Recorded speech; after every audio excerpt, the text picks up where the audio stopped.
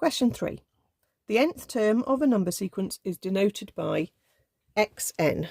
The n plus 1th term is defined by xn plus 1 is 4xn take away 3, and x3 is 113. Find the value of x2 and x1. So we have to work backwards with the formula.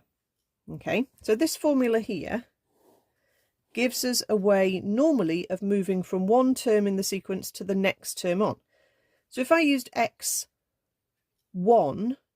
for xn, so if I pretended n was 1, that formula would tell me 4 lots of x1 take away 3 is x2.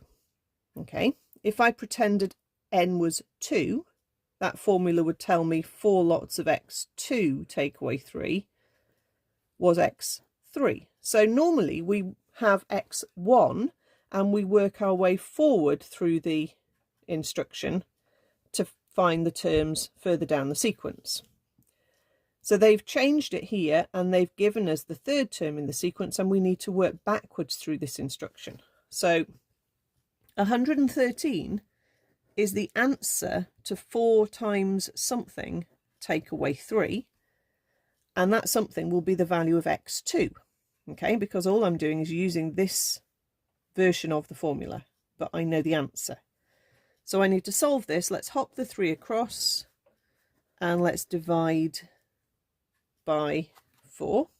Okay, 116 divided by 4 is 29, and that is x2. And then we can do that again. We can say 29 is the answer here to 4 lots of x1 take away 3.